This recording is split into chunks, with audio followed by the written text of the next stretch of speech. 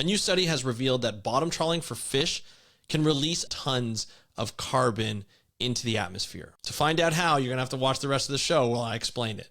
So here we go. Hey everybody, welcome back to Ocean Talk. I'm your host, Andrew Lewin, and this is a place where I talk about everything that has to do with the ocean. And I love to do that. So you can learn what's happening with the ocean and how you can live for a better ocean by taking action.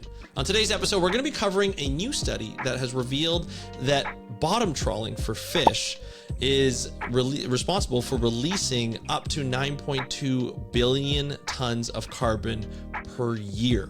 That's an amount that is difficult to ignore, and we're going to talk about why it's too difficult to ignore and what we need to do about it. Before we get into the thick of why we need to do something about this carbon release, let me get into what bottom trawling is all about. Essentially, it's a way of commercial fishing. So if you are wanting to find fish, mussels, oysters, crabs, lobsters, you have to go to the bottom of the ocean and you have to scrape the bottom of the ocean to get all those animals into a net. So what this net looks like is it will have doors at the front. It's basically these massive wooden doors that have sort of these edges at the bottom. And these doors face out onto an angle, and it goes and it faces into a net, a really long net. Some of these nets are the size of 10 sequential to 747 planes, and that's insane, the amount, just to think about that. But that's how much fish get taken into these nets. So what you have is you have these doors that are facing inward towards the net, the opening of the net. It's a closed net at the end, of course, and the doors kind of scrape the bottom of the ocean so that everything that is along the bottom just kind of goes up into the water column, and it gets basically sucked in to the net. So the net is moving forward, the doors are scraping everything in, everything that pops up, it goes right into the net, and you catch all these fish, you catch everything that is being dug up or scraped up by these doors. So you can catch fish, you can catch all these things. And now there are different net sizes for regulations that will allow certain animals to go through and other animals to stay in. So smaller fish and smaller invertebrates will go through the net of a certain mesh size. And then others that are bigger will stay in those nets. But the problem with trawling is it does exactly what I said it does. It scrapes the bottom. So it scrapes everything and destroys everything in its path. So you'll see all these tracks afterwards. You can almost see them sometimes from space if they're shallow enough, where you can see these tracks that have been dug up through a variety of different habitats. It could be seagrasses, it could be sponge reefs, it could be coral reefs. Usually not coral reefs because they're rocky and they'll ruin the nets, but anything that's soft, so sponge reefs especially, seagrasses and so forth, where it'll just destroy all that habitat. That habitat is important for fish to stay in, hide from predators, and find a lot of food. Seagrasses have really high biodiversity, so do sponge reefs, but once you scrape the bottom, you destroy those habitats. So in the article that I'll link to in the description below, it essentially says it's a marine deforestation strategy, right? You're basically scraping the bottom, you're destroying those sponges, you're destroying that seagrass bed, and you're just taking up everything. So once the net goes across, that habitat is destroyed, or that piece of habitat is destroyed. So when the fish try and go back and use it, they can't use it. If you start to scrape along multiple times, or there's a number of different vessels that are coming by and scraping by, eventually that habitat's going to be destroyed. No fish are going to be there, and the vessels are going to have to move on to fish somewhere else while this habitat maybe recovers, right? There's a lot of things that can prevent habitats from recovering from such a devastating blow like trawling. So that's the gist of trawling. It can yield a lot of fish. It can yield a lot of bycatch, which is bad, which is catching non-targeted fish species. So when you're out fishing, you want a specific species because that will probably give you the highest value per fish, right? That's what you want.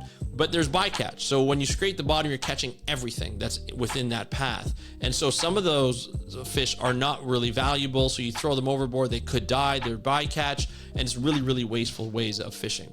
A lot of these trawl fishing ways are not recommended by like the Seafood Watch app or the Marine Stewardship Council app and their guidelines. So there's ways that you can avoid, eating fish or buying fish that are caught through through trawl surveys or trawl fishing. And so that's a good thing, you know, that you can actually avoid paying for those from an individual basis. So that's one way you can avoid using trawling. But one thing that they discovered that's really bad about trawling these days is the fact that it can release carbon dioxide. And so how is it going to release carbon dioxide? And you're like, this is another climate change thing? Like, what are you talking about? Well, I was very surprised by this, but it really makes sense. If you think about the ocean seafloor, it stores hydrocarbons. It stores carbon.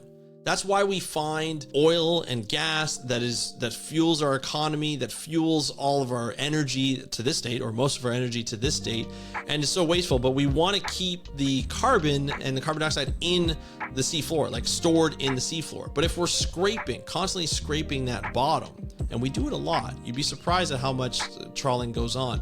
If we're constantly scraping that bottom, carbon dioxide will be released back into the water column. And what this study found that was really different from others is that after about 9 years, 55 to 60% of that carbon will be released into the atmosphere.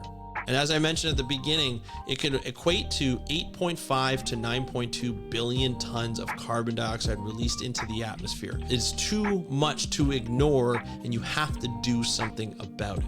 Now, this is a method of bringing carbon dioxide back into the atmosphere where it should be stored in the ocean, but it's not really known. This is something that's new, and that recommendations from the authors were we should include this in climate action plans for different countries, especially countries who engage in trawling, or that have a fishing fleet that engages in trawling, which is probably most of the countries. If you don't include this, this is carbon dioxide that goes into the atmosphere that's not really cataloged, and that's not really tracked. And now that we can track it, now that we know where this carbon dioxide is and where the hotspots are, we can really focus in on what fishing vessels fish there and what trawlers are in those areas. And there's some hotbed areas too. I should mention that the East China Sea, the Baltic Sea, the North Sea, and the Greenland Sea are the hotspots for carbon dioxide release into the atmosphere. So if we really focus on those areas, the good news is that we can reduce this amount of carbon that gets released by quite a bit.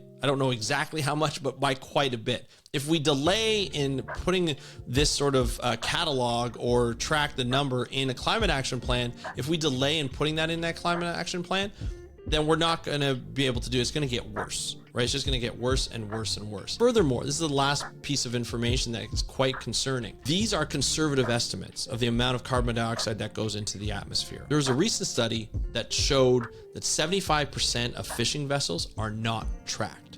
So there are 75% of fishing vessels around the world that we're not tracking at all. We're not following at all. We don't know where they go. We don't know what they fish. We don't know what they bring in.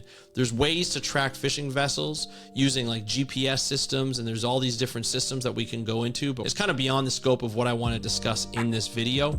But we need to track those more. These estimates, you know, the numbers I was talking about, 8.5 to 9.2 billion tons of carbon dioxide released in the atmosphere, maybe every decade or just under a decade.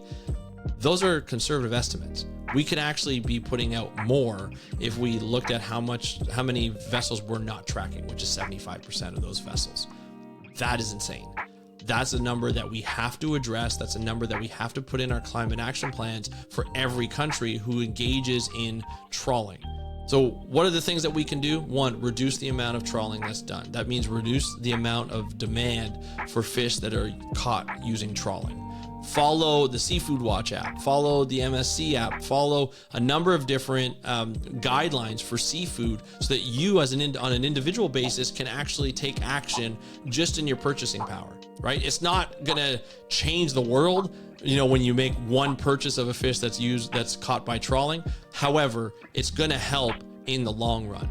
And what it also does, it makes you aware of when you talk to your government official, when you talk to your elected official, and you can say, hey, this is really important. We need to start, you know, these researchers are saying we need to start putting this carbon dioxide that's released by trawling into the climate action plan.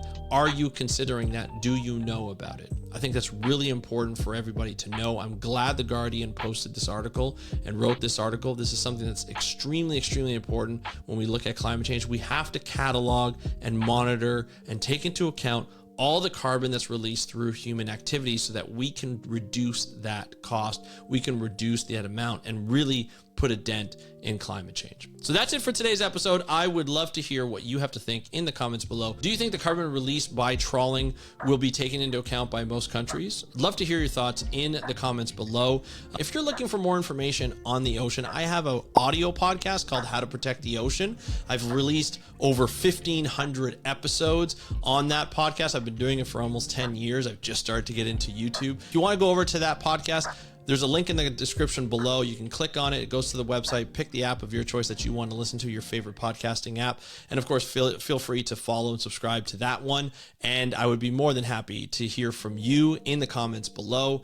Thank you so much for joining us on today's episode of the How to Protect the Ocean podcast. Don't forget to subscribe and hit the notification bell so you don't miss any other episodes that we put on this channel, this YouTube channel. Thank you so much for joining us. Have a great day and happy conservation.